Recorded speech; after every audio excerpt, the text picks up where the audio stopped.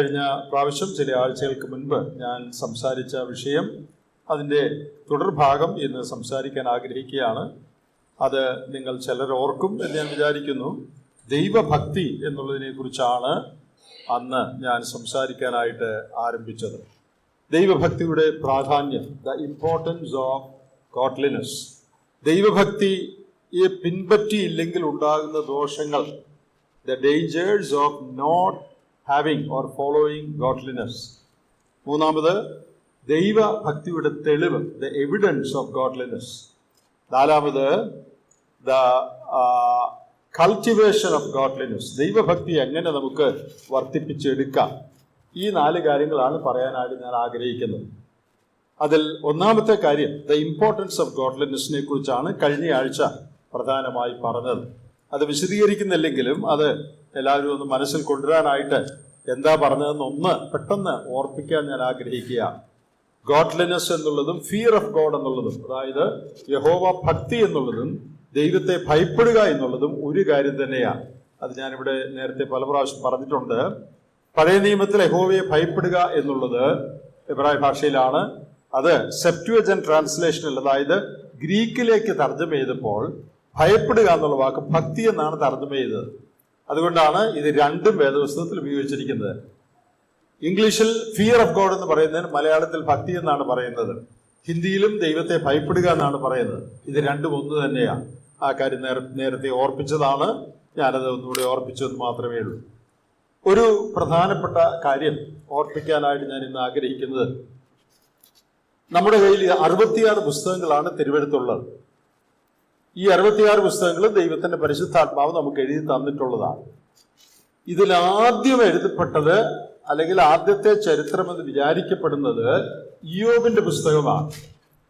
എന്നാണത് എഴുതിയൊന്നും കൃത്യം നമുക്ക് അറിഞ്ഞുകൂടാ. എന്നാൽ പൊതുവെ പല കാരണങ്ങളാൽ ഇയ്യോബിന്റെ പുസ്തകമാണ് ദൈവാത്മാവ് നമുക്ക് എഴുതി തന്ന 66 പുസ്തകങ്ങളിലെ ആദ്യത്തെ പുസ്തകം എന്ന് വിചാരിക്കപ്പെടുന്ന പുസ്തകം. അങ്ങനെയാണെങ്കിൽ ദൈവത്തിന്റെ പരിശുദ്ധാത്മാവ് ആദ്യം എഴുതി തന്ന പുസ്തകം ഇയ്യോബാണെങ്കിൽ, ഇയ്യോബിന്റെ പുസ്തകത്തിൽ ആദ്യം പറഞ്ഞിരിക്കുന്ന കാര്യം എന്താ? If the book of Job is the first book in the Bible that the Holy Spirit wrote, what is the first thing that the Holy Spirit mentioned in his first sentence? 66 പുസ്തകത്തിലെ ഒന്നാമത്തെ വാചകം എന്താ? Uz ദേശത്ത് ഇയ്യോബ് എന്നു പേരുള്ള ഒരു പുരുഷനുണ്ടായിരുന്നു. അവൻ നിഷ്കളങ്കനും നേരുള്ളവനും ദൈവഭക്തനും ദോഷം വിട്ടകലുന്നവനുമായിരുന്നു.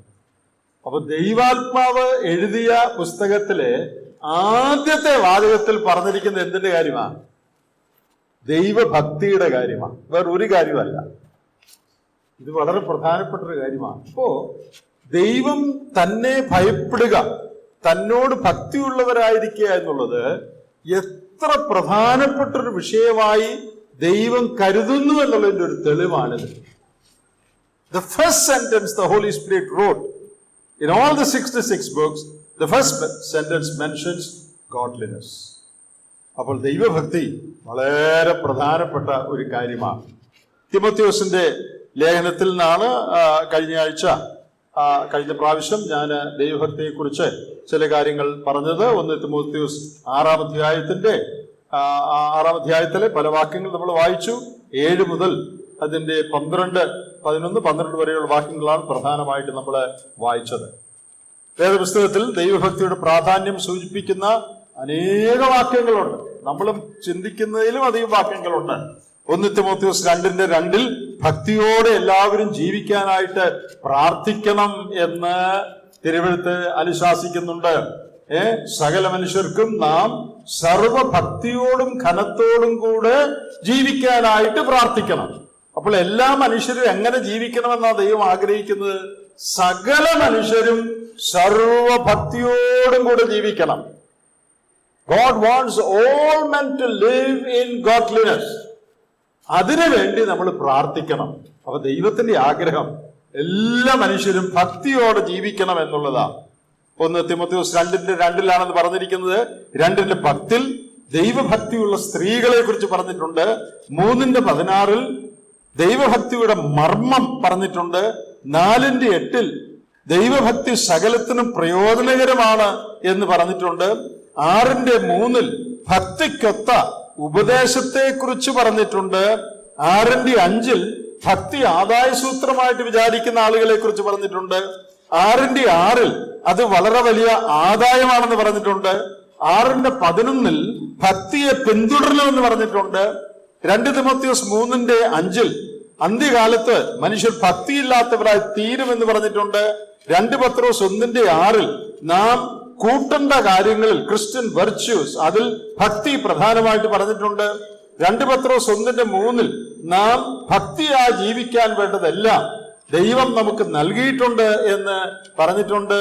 അതുപോലെ പത്രോസിന്റെ ലേഖനം 2 പത്രോസ് 3:11 ഭക്തിയുള്ളവരായി ജീവിക്കണം എന്ന് പറഞ്ഞിട്ടുണ്ട്. തീത്തോസ് 2:13 ഭക്തിയോടെ ജീവിക്കാൻ ദൈവാത്മാവ് നമ്മെ സഹായിക്കുന്നു എന്ന് പറഞ്ഞിട്ടുണ്ട്. എബ്രായർ 11:7 നോഹയുടെ കുടുംബം ഭയഭക്തി പൂണ്ട് പെട്ടകം പണിതു എന്ന് പറഞ്ഞിട്ടുണ്ട്. 1 തിമോത്തിയോസ് 5:4 സ്വന്തം കുടുംബത്തിൽ എല്ലാവരും ഭക്തി കാണിക്കണമെന്ന് പറഞ്ഞിട്ടുണ്ട്. 1 തിമോത്തിയോസ് 2:10 ഭക്തിയെ സ്വീകരിക്കുന്ന സ്ത്രീയെ കുറിച്ച് പറഞ്ഞിട്ടുണ്ട്. ഇതെല്ലാം വിശദീകരിക്കാൻ ഇപ്പൊ നേരമില്ല. എന്നാൽ എന്തുമാത്രം പ്രാവശ്യമാണ് ഈ ഭക്തിയെ കുറിച്ച് പഴയ നിയമത്തിലും പുതിയ നിയമത്തിലും പറഞ്ഞിരിക്കുന്നത്. യഹോവ ഭക്തിയാണ് ജ്ഞാനത്തിന്റെ ആരംഭം എന്ന് ശലോമോൻ പറഞ്ഞിട്ടുണ്ട്. തന്റെ സഭാപ്രസംഗി അവസാനിപ്പിക്കുന്നിടത്ത് എല്ലാറ്റിന്റെയും സാരം കേൾക്കാം. This is the conclusion, sum and substance of all things. എന്താ അത്? ദൈവത്തെ ഭയപ്പെട്ട് അവന്റെ വഴികളിൽ നടക്കുക. അതാ ദൈവഭക്തി. അപ്പോൾ ദൈവഭക്തിയുടെ പ്രാധാന്യം തിരുവെടുത്ത് ഊന്നി പറയുകയാണ്. ഞാൻ ഇന്ന് പറയാൻ ആഗ്രഹിക്കുന്ന കഴിഞ്ഞ ആഴ്ച പറഞ്ഞ ഒരു കാര്യം തന്നെയാണ്. ദൈവഭക്തിക്ക് എതിരായിട്ട് തിമോത്തിയോസ് പ്രധാനമായി ചൂണ്ടിക്കാണിക്കുന്നത് ലോകമയത്വം, ലോകമോഹം, ദ്രവ്യാഗ്രഹമാണ്. Come to 1 Timothy chapter 6. 1 തിമോത്തിയോസ് 6-ാമത്തെ അധ്യായം. അതിലാണ് ഭക്തിയെക്കുറിച്ച് വീണ്ടും വീണ്ടും പറഞ്ഞിരിക്കുന്നത്. ആ പറഞ്ഞിരിക്കുന്ന നാം കഴിഞ്ഞ ആഴ്ച ചിന്തിച്ചു. അതിന്റെ 11-ാം വാക്യം, വേഴ്സ് 11, തിമോത്തിയോസിനെ ദൈവത്തിന്റെ മനുഷ്യനെന്ന് വിളിച്ചിട്ട് നീ ഭക്തിയെ പിന്തുടരണമെന്ന് പറയുകയാണ്. You man of God, you should pursue after, follow hard after godliness.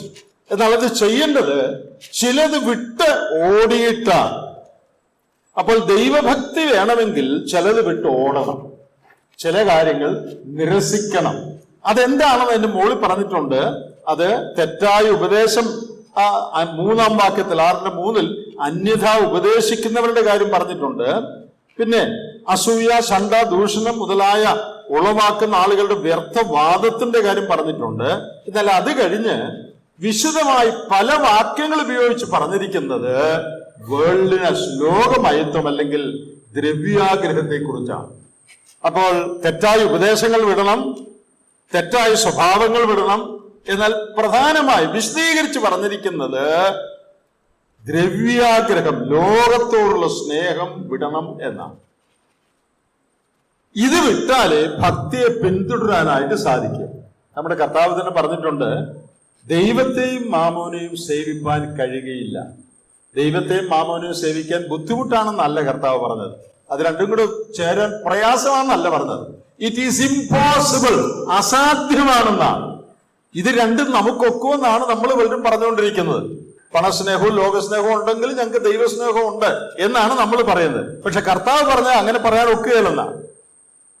ദൈവത്തെയും മാമോനെയും ഒരുമിച്ച് സേവിപ്പാൻ, മാമോൻ എന്ന് പറയുന്നത് പണത്തിന്റെ ഒരു വാക്കാണ്. ഇത് രണ്ടും കൂടെ സേവിച്ച് പോകാൻ ഒക്കെയില്ല എന്നാണ് കർത്താവ് പറഞ്ഞത്. അതൊക്കുമെന്നാണ് നമ്മൾ പറയുന്നത്. പക്ഷെ കർത്താവ് പറഞ്ഞാണ് ശരി, അതൊക്കെയില്ല. ഭക്തി നടിക്കാൻ സാധിക്കും. യഥാർത്ഥ ഭക്തി വേണമെങ്കിൽ അത് വിട്ട് ഓടണം. അപ്പോൾ ദൈവഭക്തി പിൻപറ്റണമെങ്കിൽ നാം ചില കാര്യങ്ങൾ വിട്ടോടണം. ആ വിട്ടോടിയില്ലെങ്കിൽ സംഭവിക്കുന്ന കാര്യം എന്താണെന്ന് ഒന്ന് പറയട്ടെ. അധികം വിശദീകരിക്കുന്നില്ല, ഒന്ന് പറഞ്ഞു പോവുകയാണ്. അത് ഇവിടെ തന്നെ എഴുതിയ കാര്യങ്ങൾ എടുത്തു പറയുന്നു എന്നേ ഉള്ളൂ. എന്തുകൊണ്ടാണ് നാം ദ്രവ്യാഗ്രഹത്തെ, ദൈവഭക്തിക്ക് എതിരായ കാര്യങ്ങളെ വിട്ട് ഓടേണ്ടത്? 6:9 മുതലുള്ള വാക്യങ്ങളുണ്ട്. അവര് അങ്ങനെ ഓടിയില്ലെങ്കിൽ പരീക്ഷയിലും കണിയിലും കുടുങ്ങും. വിശദീകരിക്കേണ്ട ആവശ്യമില്ലല്ലോ. ധനത്തിന്റെ പിന്നാലെ പോകുന്നവര് പരീക്ഷയിലും കണിയിലും കുടുങ്ങും. പിന്നെ അടുത്ത് പറഞ്ഞിരിക്കുന്നത് മൗഢ്യവും ദോഷകരവുമായ പല മോഹങ്ങൾക്കും ഇരയായി തീരും. പിന്നെ പറയുന്നു സകലവിധ ദോഷവും സംഭവിക്കും. ദ്രവ്യാഗ്രഹം സകലവിധ ദോഷത്തിനും മൂലമല്ലോ. അടുത്ത് പറഞ്ഞിരിക്കുന്നത് വിശ്വാസം വിട്ട് ഉഴലും. അടുത്ത് പറഞ്ഞിരിക്കുന്നത് ബഹുദുഃഖങ്ങൾക്ക് അധീനരാണ്. ഇത്രയും ദോഷം ലിസ്റ്റ് ഔട്ട് ചെയ്തിരിക്കുന്ന വേറെ ഒരു കാര്യം വേദപുസ്തകത്തിൽ ഉണ്ടോ എന്ന് എന്റെ ശ്രദ്ധയിൽപ്പെട്ടിട്ടില്ല. നിങ്ങളുടെ ശ്രദ്ധയിൽപ്പെട്ടിട്ടുണ്ടോ? ഇത്രയും 5-6 കുഴപ്പങ്ങൾ, ഇത് ശരിയല്ലെങ്കിൽ 5-6 കുഴപ്പങ്ങൾ വരുമെന്ന് ലിസ്റ്റ് ഔട്ട് ചെയ്തിരിക്കുന്ന വേറെ ഏതെങ്കിലും കാര്യം വേദപുസ്തകത്തിലുണ്ടോ? എന്റെ ശ്രദ്ധയിൽപ്പെട്ടിട്ടില്ല. ഇവിടെ നോക്കുക, എത്ര ഗൗരവമായിട്ടാണ് ഈ കാര്യങ്ങൾ പറഞ്ഞിരിക്കുന്നത്. ഭക്തിയെ പിൻപറ്റാതെ ദ്രവ്യാഗ്രഹത്തെ, ലോകമൈത്വത്തെ പിൻപറ്റുന്നവർ കുടുങ്ങും. പിന്നെ പല മോഹങ്ങൾക്കും ഇരയായിത്തീരും. സകലവിധ ദോഷവും അവർക്ക് വരും. വിശ്വാസം വിട്ട് ഉഴലും. ബഹുദുഃഖങ്ങൾക്ക് അധീനരായിത്തീരും. അവിടെ ബഹുദുഃഖങ്ങൾക്ക് അധീനരായിത്തീരും എന്നുള്ളത് ഇംഗ്ലീഷിൽ നിങ്ങൾ വായിച്ചാൽ they will pierce themselves through many sorrows എന്നാണ്. എന്താ അതിന്റെ അർത്ഥം? പിയേഴ്സ് എന്ന് പറഞ്ഞാൽ തുളയ്ക്കുകയാണ്. ഈ കാത് തുളയ്ക്കുമല്ലോ ചിലര്, അത് പിയേഴ്സിങ് ദി ഇയർ എന്നാണ് പറയുന്നത്. കാത് തുളയ്ക്കുന്നതിന് അതാണ് ഇവിടെ ഉപയോഗിച്ചിരിക്കുന്ന വാക്ക്. അവര് തങ്ങളെ തന്നെ കുത്തി തുളയ്ക്കുമെന്നാണ്. ആര്? ഭക്തിയെ പിന്തുടരാതെ ലോകത്തെ, ദ്രവ്യത്തെ, പണത്തെ പിന്തുടരുന്നവര് തങ്ങളെ തന്നെ മുറിവേൽപ്പിക്കുമെന്നാണ്. അനേക ആളുകൾ അങ്ങനെ മുറിവേറ്റവരായിട്ടുണ്ട് വിശ്വാസികളുടെ കൂട്ടത്തിൽ. എന്നിട്ട് അവർ കരയുക. ഞാന് ഒരു കത്തിയെടുത്ത് ഇടയ്ക്കിടയ്ക്ക് എന്റെ കയ്യേലും നെഞ്ചത്തും കാലേലും ഒക്കെ മുറിക്കുകയെന്ന് വിചാരിക്കാം ഞാൻ തന്നെ. എന്നിട്ട് അവിടെ വലിയ മുറിവും കുഴപ്പവും ഉണ്ടായി. ഞാൻ നിങ്ങളോട് പറയുകയാണ് സഹോദരന്മാരെ, ഞാൻ വലിയ കഷ്ടത്തിലാണ്, എല്ലാവരും എനിക്ക് വേണ്ടി പ്രാർത്ഥിക്കണമെന്ന് പറഞ്ഞാൽ does it make any sense? എന്തെങ്കിലും അർത്ഥം അതിനുണ്ടോ? ഞാൻ എന്നെ തന്നെ കത്തിക്കൊണ്ട് കുത്തി മുറിവേൽപ്പിക്കുക, എന്റെ എല്ലാവരോടും പറയാണ് എനിക്ക് ഭയങ്കര വേദനയാണ്, എല്ലാവരും എനിക്ക് വേണ്ടി പ്രാർത്ഥിക്കണം. എന്തെങ്കിലും അർത്ഥമുള്ള ഒരു സ്റ്റേറ്റ്മെന്റ് ആണോ അത്? ഇന്ന് അനേകർ ചെയ്യുന്നതാണ്. പോകാൻ പാടില്ലാത്ത പല വഴികളിൽ ദ്രവ്യത്തിന്റെ പിന്നാലെ, ലോകത്തിന്റെ പിന്നാലെ പോയപ്പോ എന്ത് പറ്റി? അവര് തങ്ങളെ തന്നെ മുറിവേൽപ്പിച്ചു. മുറിവ് കഷ്ടമായ നിലയിൽ ബുദ്ധിമുട്ടായി തീരുമ്പോ വിശ്വാസികൾ എല്ലാവരും പ്രാർത്ഥിക്കണേ, ഞാൻ വലിയ കഷ്ടത്തിലാണ്. ആരും ആർക്കും വേണ്ടി പ്രാർത്ഥിക്കുന്നതിന് ഞാൻ ഡിസ്കറേജ് ചെയ്യല്ല. പ്രാർത്ഥിച്ചോ, അങ്ങനെയുള്ളവർക്ക് വേണ്ടിയും പ്രാർത്ഥിച്ചോ, എനിക്ക് എതിരൊന്നുമില്ല. പക്ഷേ ആ പ്രാർത്ഥിക്കണമെന്ന് പറയുന്നതിൽ അർത്ഥമില്ല. ഞാൻ എന്നെ തന്നെ കുത്തി മുറിവേൽപ്പിച്ചിട്ട് അതിന്റെ സൗഖ്യത്തിന് വേണ്ടി നിങ്ങൾ പ്രാർത്ഥിക്കണമെന്ന്. എനിക്ക് കുറച്ചുകൂടെ നല്ലൊരു കാര്യം ചെയ്യാറുന്നല്ലോ. അതെന്താ? എന്നെ തന്നെ മുറിവേൽപ്പിക്കാതിരിക്കാറുന്നല്ലോ. അപ്പൊ പിന്നെ ഈ പ്രാർത്ഥനയുടെ ആവശ്യം വരികയില്ലായിരുന്നല്ലോ. Remember this, those who go after money, they are piercing themselves with many sorrows. അനേക ദുഃഖങ്ങളാകുന്ന കത്തി കൊണ്ട് അവരെ തന്നെ തുളയ്ക്കുക, അവരുടെ ശരീരം അവർ കുത്തി മുറിവേൽപ്പിക്കുക. എത്ര ശക്തമായ ഭാഷയിലാണ് ദൈവത്തിന്റെ ആത്മാവ് ഈ മുന്നറിയിപ്പ് നമുക്ക് നൽകിയിരിക്കുന്നത്. എന്നാൽ വളരെ ശ്രദ്ധിക്കപ്പെടാതെ പോകുന്ന ഒരു മുന്നറിയിപ്പാണ്. പുതിയ നിയമത്തിൽ വിശ്വാസികൾ വളരെ ശ്രദ്ധിക്കപ്പെടാതെ അവഗണിക്കുന്ന, പ്രാധാന്യം കൊടുക്കാത്തൊരു മുന്നറിയിപ്പാണ്. അതിന്റെ ഫലമായിട്ട് അനേക കുടുംബങ്ങളിൽ പ്രശ്നം, അനേക വീടുകളിൽ പ്രശ്നം, അനേകരുടെ ഭക്തി ജീവിതത്തിന്റെ ദോഷം എത്രയോ ദുഃഖകരമായ ഒരു കാര്യമാണ്. ഇനി അവിടെ വിശ്വാസം വിട്ട് ചിലർ ഉഴലുമെന്ന് പറഞ്ഞിട്ടുണ്ട്. ധനത്തിന്റെയും ലോകത്തിന്റെയും പിന്നാലെ പോയാൽ വിശ്വാസം വിട്ടുഴലും. നമ്മുടെ കർത്താവ് അതിനെക്കുറിച്ച് പറഞ്ഞിരിക്കുന്ന ഒരു വാചകം ഞാൻ നിങ്ങളെ ഒന്ന് വായിച്ചു കേൾപ്പിക്കാം. മത്തായിയുടെ സുവിശേഷം 13-ാം അധ്യായം, വിതയ്ക്കുന്നവന്റെ ഉപമ എല്ലാവർക്കും അറിയാം. The parable of the sower, Matthew 13. അവിടെ 22-ാം വാക്യം, മാത്യു 13:22. മുള്ളിനിടയിൽ വിതയ്ക്കപ്പെട്ടതോ ഒരുത്തൻ വചനം കേൾക്കുന്നുവെങ്കിലും ഈ ലോകത്തിന്റെ ചിന്തയും ധനത്തിന്റെ വഞ്ചനയും വചനത്തെ ഞെരുക്കിയിട്ട് നിഷ്ഫലനായി തീരുന്നതാകുന്നു. അപ്പൊ ധനത്തിന്റെ വഞ്ചന വചനത്തെ ഞെരുക്കാനായിട്ടുള്ള ശക്തി ഉള്ളതാണ്. The deceitfulness of sin has the potential to choke the word. ഇത് എത്രയോ ഗൗരവമേറിയ ഒരു കാര്യമാണ്. ഇവര് വചനം കേട്ടവരാണ്, വചനം കേൾക്കാത്തവരുടെ കാര്യമല്ല. അവിടെ നിങ്ങൾ വായിച്ചല്ലോ, അവര് വചനം കേട്ടു, വചനം കേട്ടെങ്കിലും ഫലമണിഞ്ഞില്ല. എന്താ ഫലമണിയാത്ത കാര്യം? ധനത്തിന്റെ വഞ്ചന ഈ വചനമാകുന്ന വിത്തിനെ ചോക്ക് ചെയ്ത് കളഞ്ഞു. അപ്പോൾ ദൈവവചനം എത്രയോ ശക്തിയുള്ളതാണ്. ഇത്രയ്ക്ക് ശക്തിയുള്ള ദൈവവചനത്തെ പോലും ഞെരുക്കിക്കളയാനുള്ള ശക്തി എന്തിനുണ്ട്? ധനത്തിനുണ്ട്. നമ്മള് നല്ല പ്രസംഗം കേൾക്കുന്നവരാണ്, അനേകരുടെ നല്ല പ്രസംഗം കേൾക്കുന്നവരാണ്. അതിനനുസരിച്ചുള്ള ആത്മീകമായ വളർച്ചയും ഫലം കായ്ക്കലും നമ്മുടെ ജീവിതത്തിൽ ഉണ്ടോ? എല്ലാവരും ഒന്ന് ചോദിച്ചു നോക്കിയേ തങ്ങളോട് തന്നെ. എത്രയോ നല്ല പ്രസംഗങ്ങൾ, എത്രയോ നല്ല ആലോചനകൾ ഇവിടെ കേൾക്കുന്നു. ഇവിടുത്തെ നമ്മുടെ തന്നെ കാര്യം എടുക്കാം. അതിന് പ്രൊപ്പോർഷനേറ്റ് ആയിട്ടുള്ള ആനുപാതികമായ ആത്മീയ വളർച്ചയും ഭക്തിയും നമുക്ക് ഉണ്ടാകുന്നുണ്ടോ?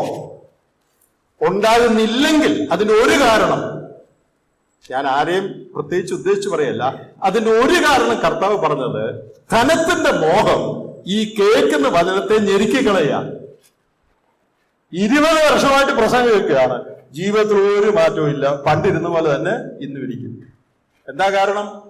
ധനത്തിന്റെ മോഹം. ഈ ധനത്തിന്റെ മോഹം പുറമെ ആർക്കും അറിയാനൊക്കെയല്ലോ, അല്ലെ? എനിക്ക് ധനത്തിന്റെ മോഹമുണ്ടെന്ന് പുറമേ ഉള്ളവർക്കോ സഭയിലുള്ളവർക്കോ ഒന്നും അറിയാം, പക്ഷെ ദൈവത്തിന് അറിയാം. ആ ധനത്തിന്റെ മോഹം, ധനത്തിന്റെ വഞ്ചന കേൾക്കുന്ന വചനത്തെ ഞെക്കിക്കളയും. അതുകൊണ്ടായിരിക്കാം, ഞാൻ വിധി പറയുകയല്ല, എന്നാൽ ദൈവവചനത്തിന്റെ അടിസ്ഥാനത്തിൽ ദൈവവചനം നന്നായി കേൾക്കുകയും ഗ്രഹിക്കാൻ അവസരം ലഭിക്കുകയും ചെയ്യുന്ന അനേകരുടെ ജീവിതത്തിൽ അതിന് ആനുപാതികമായ ആത്മീയ വളർച്ച ഉണ്ടാകാതെ ലോകമയത്വത്തിൽ തന്നെ അവർ തുടരുന്നെങ്കിൽ അതിന്റെ ഒരു കാരണം ധനത്തിന്റെ മോഹം അവരുടെ ഉള്ളിലുണ്ട്, ലൗകികത്വമുണ്ട്. അത് ഈ വിത്തിനെ ഞെരുക്കി കളയുക. അതുകൊണ്ട് ഇനി കേട്ടാലും ഇങ്ങനെ തന്നെ സംഭവിക്കൂ. ഇനി ഒരു 5 വർഷവും കൂടെ നല്ല വചനം കേട്ടാലും ഈ കാര്യം വിടാൻ നമുക്ക് മനസ്സില്ലെങ്കിൽ അതെപ്പോഴും ദൈവത്തിന്റെ വചനത്തെ ഞെരുക്കിക്കൊണ്ടിരിക്കും, നിഷ്ഫലന്മാരായി തീരും. എത്രയോ ഗൗരവമേറിയ ഒരു കാര്യമാണ്. അപ്പോൾ ദൈവവചനത്തിന്റെ ദൈവഭക്തിയുടെ പ്രാധാന്യം, പിന്നെ ദൈവഭക്തിക്കെതിരായുള്ള കാര്യങ്ങളെ വിട്ടോടാതിരുന്നാലുള്ള ദോഷം, the dangers of not having godliness. മൂന്നാമതായിട്ട് ദൈവഭക്തിയുടെ പ്രദർശനം അല്ലെങ്കിൽ തെളിവ്. ദൈവഭക്തി ഉണ്ടെന്ന് എങ്ങനെയാണ് തെളിയുന്നത്? ഞാൻ ഹല്ലേലൂയ പറയുന്നതുകൊണ്ടാണോ ദൈവഭക്തി ഉള്ളതെന്ന് തെളിയുന്നത്? ഞാൻ സ്തോത്രം ചെയ്യുന്നതുകൊണ്ടാണോ? ഞാൻ പാട്ട് പാടുന്നതുകൊണ്ടാണോ? ഞാൻ പ്രസംഗം പറയുന്നതുകൊണ്ടാണോ? ഇതെല്ലാം നല്ല കാര്യമാണ്, ഇത് ആരും നിർത്തണ്ട, ഇതെല്ലാം ചെയ്യണം. പക്ഷേ ദൈവഭക്തിയുടെ തെളിവ് ഇതൊന്നുമല്ല. ദൈവഭക്തിയുടെ തെളിവ് എന്താണെന്ന് വേദപുസ്തകത്തിൽ പറഞ്ഞിട്ടുള്ളത് നമുക്ക് ഒത്തിരി വിശദീകരിക്കാതെ ഒന്ന് നോക്കുകയാണ്. ഇയ്യോബിന്റെ കാര്യമാണല്ലോ നമ്മൾ ആദ്യം പറഞ്ഞത്. ദൈവഭക്തി ഉള്ളവന്റെ തെളിവ് അവൻ നിഷ്കളങ്കനായിരിക്കും, നേരുള്ളവനായിരിക്കും, ദോഷം വിട്ട് അകലുന്നവനായിരിക്കും. അവൻ നല്ല പ്രസംഗം പറയുന്നവനായിരിക്കും എന്നല്ല, അവൻ നല്ല ബൈബിൾ സ്റ്റഡി എടുക്കുന്നവനായിരിക്കും എന്നല്ല. ദൈവഭക്തിയുള്ളവന്റെ തെളിവ് അവൻ നിഷ്കളങ്കനും നേരുള്ളവനും ദോഷം വിട്ടകലുന്നവനുമായിരിക്കുന്നു. സദൃശവാക്യത്തിൽ 1-2 വാക്യങ്ങളുണ്ട്, ഞാൻ വായിക്കാതെ പറയുകയാണ്. യഹോവ ഭക്തി ദോഷത്തെ വെറുക്കുന്നതാകുന്നു. The fear of the Lord hates all evil. പിന്നെ യഹോവ ഭക്തി കൊണ്ട് മനുഷ്യർ ദോഷത്തെ വിട്ടകലുന്നു. അപ്പോൾ ദൈവഭക്തിയുടെ തെളിവുകൾ എന്തൊക്കെയാണ്? ദൈവഭക്തിയുടെ ഒരു തെളിവ് ദോഷകരമെന്ന്, പാപകരമെന്ന്, ദൈവത്തിന് പ്രസാദകരമല്ല എന്ന് അറിയാവുന്ന ജീവിതത്തിലെ എല്ലാ കാര്യങ്ങളെയും വെറുക്കുകയും അതിനെ വിട്ടകലുകയും ചെയ്യുന്നതാണ് ദൈവഭക്തിയുടെ അൺമിസ്റ്റേക്കബിൾ മാർക്ക്, തെറ്റിക്കൂടാത്ത തെളിവ്. അതിനെ ആവർത്തിക്കണ്ടല്ലോ. അതാണ് ദൈവഭക്തിയുടെ തെളിവ്. അപ്പൊ ഇയ്യോബിന്റെ പുസ്തകത്തിൽ ഇയ്യോബിന്റെ ദൈവഭക്തനാരെന്ന് പറഞ്ഞല്ലോ, അവന്റെ ജീവിതത്തിൽ ഉണ്ടായിരുന്ന കാര്യങ്ങളാണ് ഇപ്പൊ എടുത്തു പറഞ്ഞത്. ഇനി വേദപുസ്തകത്തിൽ ദൈവഭക്തി അല്ലെങ്കിൽ മറ്റേ ഭാഷയിൽ പറഞ്ഞാൽ യഹോവ ഭയം ഉണ്ടെന്ന് ആദ്യം പറഞ്ഞിരിക്കുന്ന ആളുടെ കാര്യം നമുക്ക് നോക്കാം. ആരെക്കുറിച്ചാണ് അവൻ യഹോവയെ ഭയപ്പെടുന്നവനാണെന്ന്? ഇയ്യോബിന്റെ കാര്യമല്ല നമ്മൾ പറയുന്നത്. ഉൽപ്പത്തി മുതൽ വായിച്ചു വരുമ്പോ 66 പുസ്തകങ്ങളിൽ ഉൽപ്പത്തി മുതൽ വായിച്ചു വരുമ്പോ യഹോവയെ ഭയപ്പെടുന്നവനെന്ന് ആദ്യം പറഞ്ഞിരിക്കുന്ന ആളുടെ സ്വഭാവം നമുക്ക് നോക്കാം. അപ്പൊ അതായിരിക്കണമല്ലോ ദൈവഭക്തി. അത് ആദ്യം പറഞ്ഞിരിക്കുന്നത് അബ്രാമിനെ കുറിച്ചാണ്. ഉൽപ്പത്തി പുസ്തകം 22-ാം അധ്യായം അതിന്റെ 12-ാമത്തെ വാക്യം. Genesis 22 verse 12. That is the first reference to the fear to a man who feared God. ദൈവത്തെ ഭയപ്പെടുന്നവൻ എന്ന് സർട്ടിഫിക്കറ്റ് ലഭിച്ച ആദ്യത്തെ മനുഷ്യൻ അബ്രാമാണ്. അതിന് 12, ബാലന്റെ മേൽ കൈവെക്കരുത്, അവനോടൊന്നും ചെയ്യരുത്, നിന്റെ ഏകജാതനായ മകനെ തരുവാൻ നീ മടിക്കായകൊണ്ട് നീ ദൈവത്തെ ഭയപ്പെടുന്നുവെന്ന് ഞാൻ ഇപ്പോൾ അറിയുന്നു. Now I know that you fear God. How do you know? How do you know that a person fears God? ഒരാൾ ദൈവത്തെ അറിയുന്നുവെന്ന് എങ്ങനെ അറിയാം? ദൈവം പറയാണ്, ഞാൻ ഇപ്പോൾ അറിയുന്നു. എങ്ങനാ? ഏത് കോണ്ടെക്സ്റ്റിലാണ് അത് പറഞ്ഞത്? എല്ലാവർക്കും അറിയാം. മകനെ യാഗം കഴിക്കാൻ ദൈവം അബ്രഹാമിനോട് പറഞ്ഞു. അത് അബ്രഹാം മാത്രമേ അറിഞ്ഞിട്ടുള്ളൂ എന്നാണ് ന്യായമായിട്ട് നമുക്ക് വിചാരിക്കാൻ സാധ്യത. സാറ അത് അറിഞ്ഞു കാണാൻ സാധ്യതയില്ല. വേലക്കാർക്ക് അറിഞ്ഞുകൂടാ, ഇസാക്കിനും അറിഞ്ഞുകൂടാ. അവർ പോകുന്ന വഴിക്ക് ചോദിക്കുന്നുണ്ടല്ലോ ഇതിനെക്കുറിച്ചൊക്കെ, എവിടാ യാഗം കഴിക്കുന്ന ആട് എവിടെ എന്നൊക്കെ ചോദിക്കുന്നു. ഇതൊറ്റയാക്കെ അറിയാവുള്ള അബ്രഹാമിന് ദൈവം പറഞ്ഞ കാര്യം, രഹസ്യ ജീവിതത്തിൽ പറഞ്ഞ കാര്യമാണ്. God spoke to him in secret. നിന്റെ മകനെ യാഗം കഴിക്കുക. അബ്രഹാം ദൈവത്തിന് യാഗം കഴിക്കാൻ പോയില്ലായിരുന്നെങ്കിലും ഒരു മനുഷ്യനും അറിയത്തില്ലായിരുന്നു അബ്രഹാമിനോട് ദൈവം ഇത് പറഞ്ഞിട്ടുണ്ടെന്ന്. അബ്രഹാം വളരെ അനുസരണം കെട്ടിയ ഒരാളാ, സാക്ഷ്യമില്ലാത്ത ആളാ എന്ന് ആരെങ്കിലും പറയോ? പറയില്ല. എന്താ കാര്യം? ആർക്കും അറിയാൻ പാടില്ല അബ്രഹാമിനോട് ദൈവം ഇങ്ങനെ പറഞ്ഞിട്ടുണ്ടെന്ന്.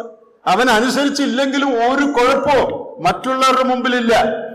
എന്നാൽ ആരും അത് അറിയാതിരുന്നിട്ടും തന്റെ രഹസ്യ ജീവിതത്തിൽ ദൈവം തന്നോട് പറഞ്ഞൊരു കാര്യം താൻ മാത്രം അറിഞ്ഞിരിക്കെ ദൈവം പറഞ്ഞത് ചെയ്യാൻ അവൻ അതിരാവിലെ എഴുന്നേറ്റ് പോയി. മകനെ യാഗം കഴിക്കാൻ കിടത്തി. അപ്പോൾ ദൈവം പറയാണ്, എബ്രഹാം, നൗ ഐ നോ, ഇപ്പൊ എനിക്ക് മനസ്സിലായി. അപ്പൊ ദൈവഭക്തിയുടെ തെളിവെന്താണ്?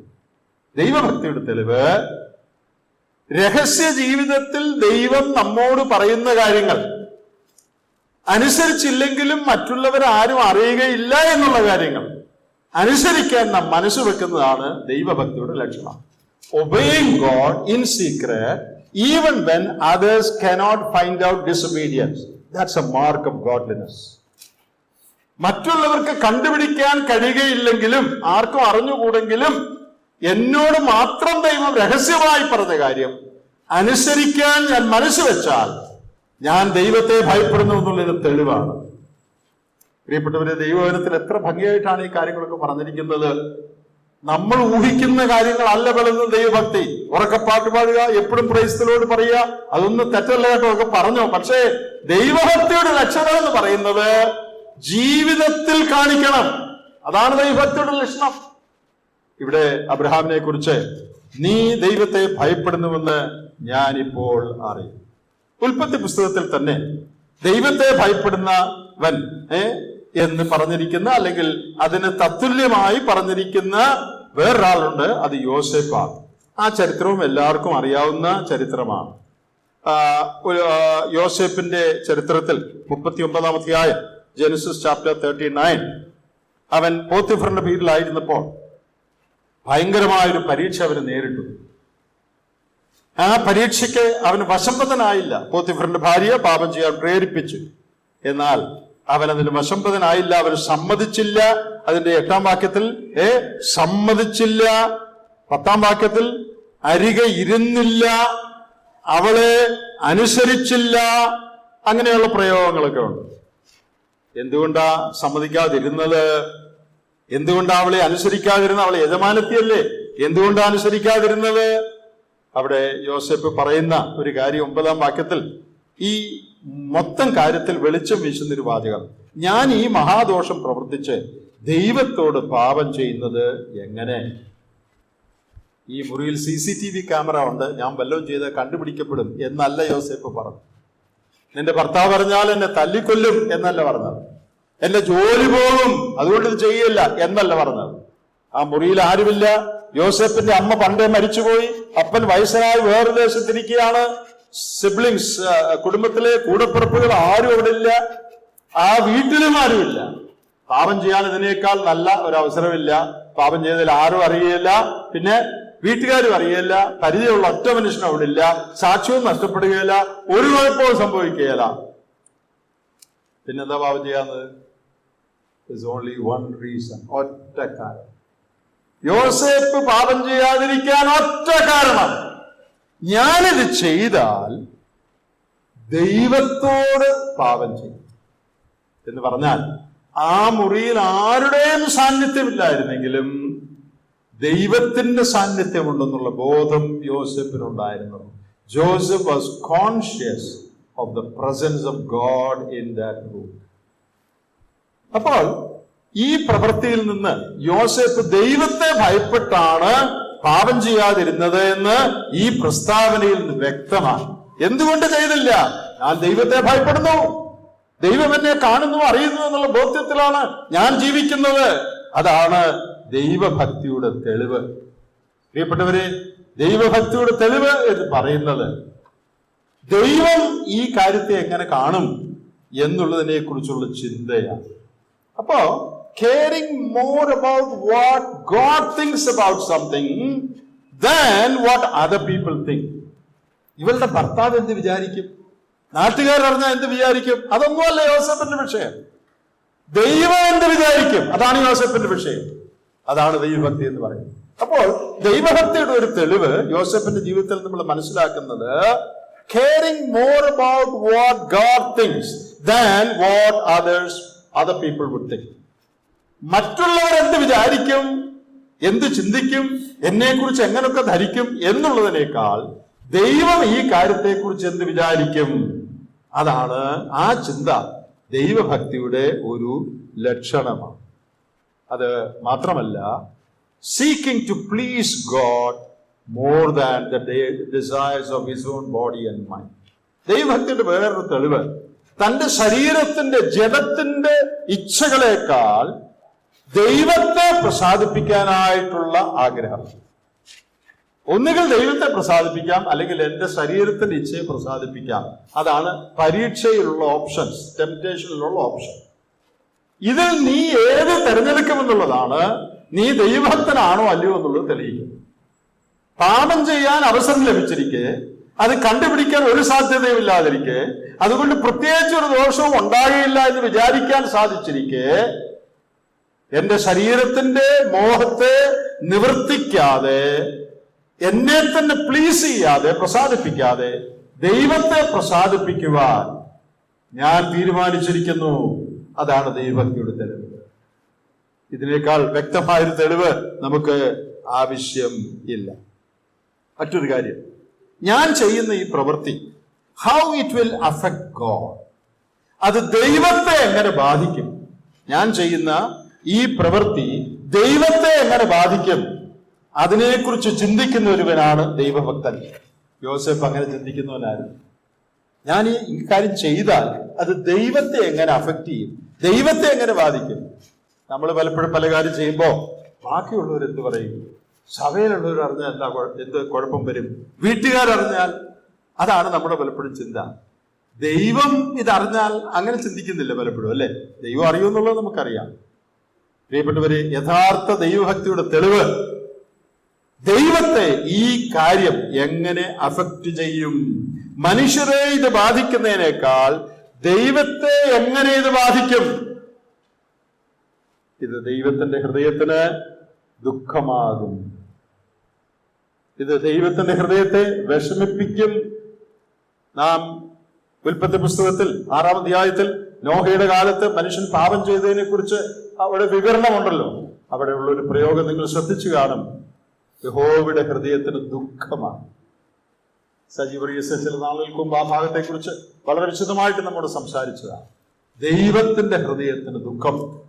പാപം ദൈവത്തിന്റെ ഹൃദയത്തെ ദുഃഖിപ്പിക്കും, എന്നെ പ്രസാദിപ്പിക്കും. ഞാൻ പാപം ചെയ്താൽ എന്റെ മനസ്സിനും എന്റെ ശരീരത്തിനും സന്തോഷം കിട്ടും, പക്ഷെ ദൈവം ദുഃഖിക്കും. ഇതിൽ ഏതാ വേണ്ടത്? Shall I please my self or shall I please God? ദൈവത്തെ പ്രസാദിപ്പിക്കണമോ അതോ എന്നെ തന്നെ പ്രസാദിപ്പിക്കണമോ?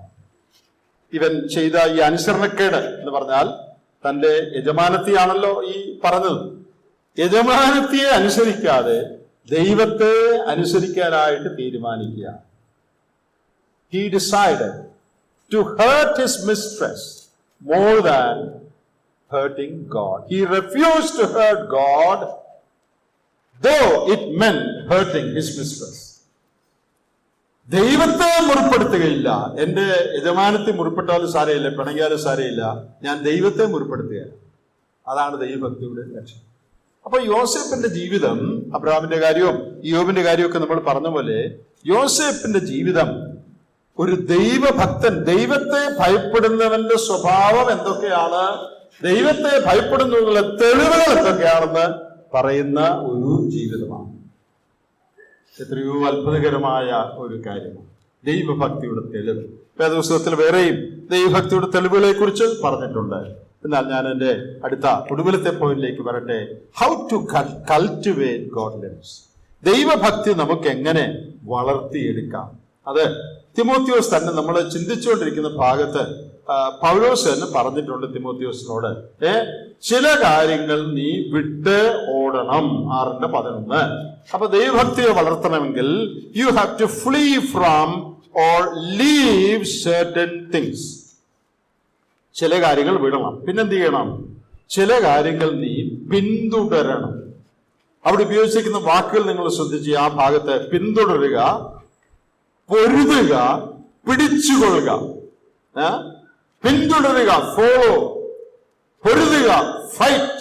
അതിന്റെ മുകളിൽ വിട്ടോടുക, ഫ്ലീ. Flea, follow, fight. ഈ കാര്യങ്ങൾ നീ ചെയ്യണം ദൈവഭക്തനാകണമെങ്കിൽ. അപ്പൊ ദൈവഭക്തി നമ്മുടെ ജീവിതത്തിൽ കൾട്ടിവേറ്റ് ചെയ്യണമെങ്കിൽ, വളർത്തിയെടുക്കണമെങ്കിൽ നമ്മൾ എന്തെല്ലാം ചെയ്യണം?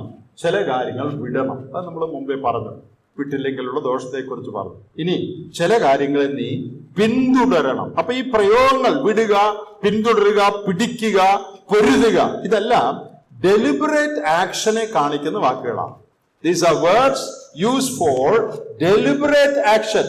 മനഃപൂർവമായ പരിശ്രമം നമ്മുടെ ഭാഗത്തുനിന്നുണ്ടാകണം.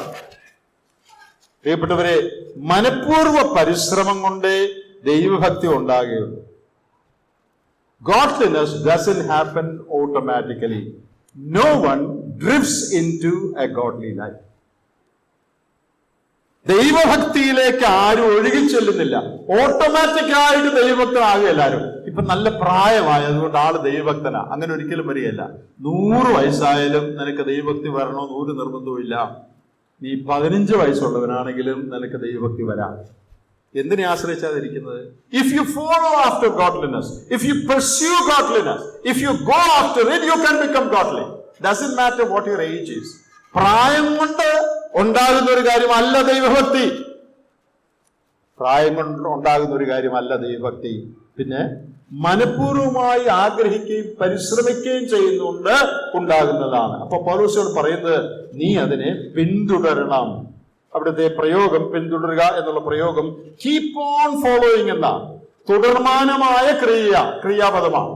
ഒരിക്കൽ പിന്തുടരുക എന്നല്ല, നീ അതിനെ പിന്തുടർന്നുകൊണ്ടേയിരിക്കണം. അപ്പോ നിന്റെ ജീവിതകാലം മുഴുവൻ ദൈവഭക്തിയെ പിന്തുടരുന്ന ഒരു ലൈഫ് സ്റ്റൈൽ നിനക്കുണ്ടായിരിക്കണം. You should have a life style where you keep on pursuing after godliness. അപ്പോഴേ നിനക്ക് ദൈവഭക്തി ഉണ്ടാകുകയുള്ളൂ. അപ്പൊ ചില കാര്യങ്ങൾ നീ വിടണം. പിന്നെ മനഃപൂർവ്വമായി നീ അതിനെ പിന്തുടരണം. നേരത്തെ പറഞ്ഞ പോലെ ഇറ്റ് ഡസന്റ് ഹാപ്പൻ ഓട്ടോമാറ്റിക്കലി.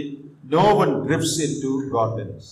ആരും ദൈവഭക്തിയിലേക്ക് ഒഴുകിച്ചെല്ലുന്നില്ല. ഓട്ടോമാറ്റിക്കായിട്ട് സ്വമേധയാ ആരും ദൈവഭക്തൻ ആകുന്നില്ല. അപ്പൊ വിട്ടോടുക, പിന്തുടരുക. അപ്പൊ അവിടെ ചില കാര്യങ്ങൾ വിടണം, ചില കാര്യങ്ങൾ നീ പിൻപറ്റണം. ഈ ദൈവഭക്തിയുടെ എതിര്, ഈ ഭാഗത്ത് തന്നെ ആശയമുണ്ട്. ദൈവഭക്തിയുടെ എതിരെന്താണെന്നറിയാമോ? The opposite of godliness is worldliness. ലോകമയത്വം. അതിനെക്കുറിച്ച് നമ്മൾ മുമ്പേ പറഞ്ഞു കഴിഞ്ഞു. ദ്രവ്യാഗ്രഹം.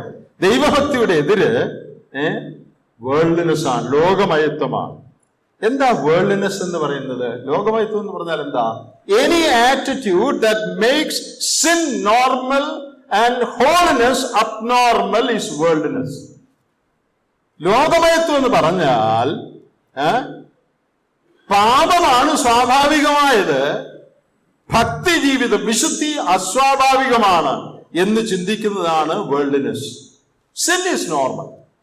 അവിടെ പറയുക അതാണ് നമ്മുടെ നോർമലായിട്ടുള്ള കാര്യം. എന്നോട് ഇങ്ങോട്ട് ചീത്ത പറഞ്ഞാൽ ഞാനും ചീത്ത പറയുക, അതാണ് നോർമൽ. എനിക്കെതിരെ എഴുതിയാൽ ഞാനും എഴുതുക, അതാണ് നോർമൽ. എനിക്കെതിരെ എഴുതിയിട്ട് ഞാൻ മിണ്ടാതിരിക്കുന്നു, അയ്യോ ഇത് അബ്നോർമലാണ്. എന്നെ ചീത്ത വിളിച്ചിട്ട് ഞാൻ ചീത്ത വിളിക്കാതിരിക്കുന്നു, അയ്യോ ഇത് അസ്വാഭാവികമാണ്. അപ്പോ വേൾഡ്നെസിന്റെ ലക്ഷണം sin is the normal life style for U.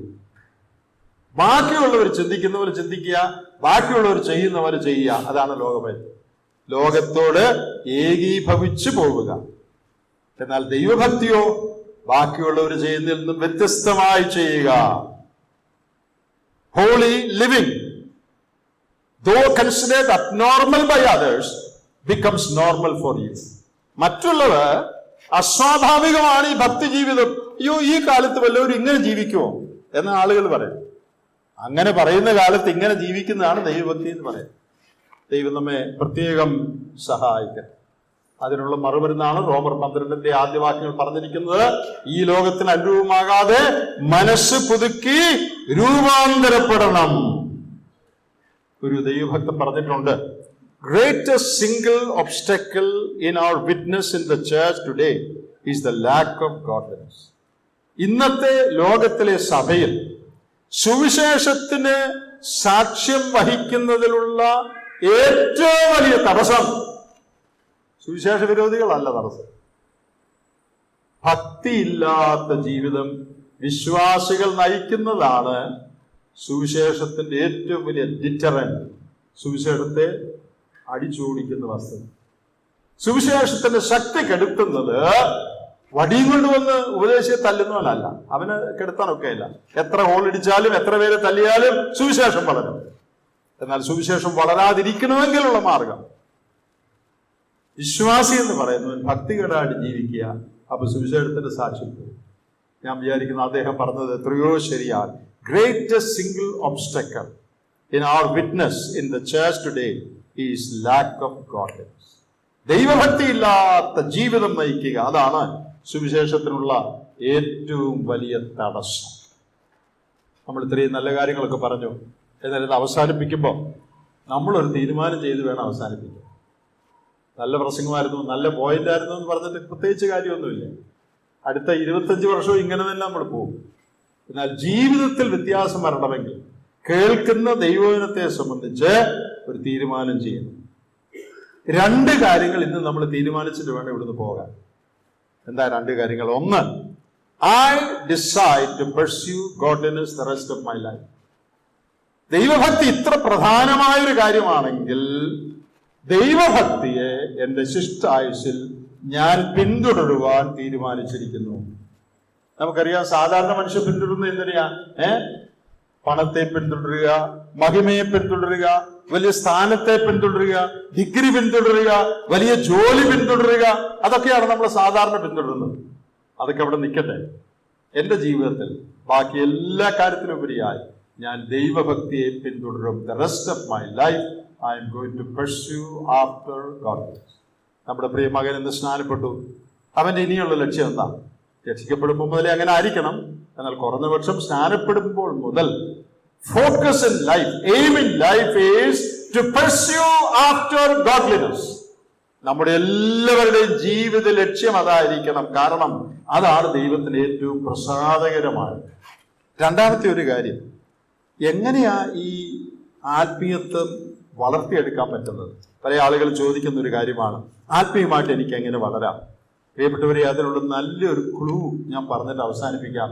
നിങ്ങളിത് പ്രാക്ടീസ് ചെയ്താൽ, എൻ്റെ ജീവിതത്തിൽ ഇത് സഹായിച്ചിട്ടുണ്ട്, നിങ്ങളിത് പ്രാക്ടീസ് ചെയ്താൽ നിങ്ങളുടെ ജീവിതത്തിൽ ഇത് സഹായിക്കും. അതെന്താ ആ ക്ലൂ? ഈ ഒറ്റമൂലി എന്നൊക്കെ നമ്മൾ പറയും അല്ലെ, രഹസ്യം, ഏറ്റവും വലിയ രഹസ്യം ആത്മീയമായി വളരാൻ എന്താണെന്നറിയാമോ? എല്ലാ യോഗത്തിനും വരിക.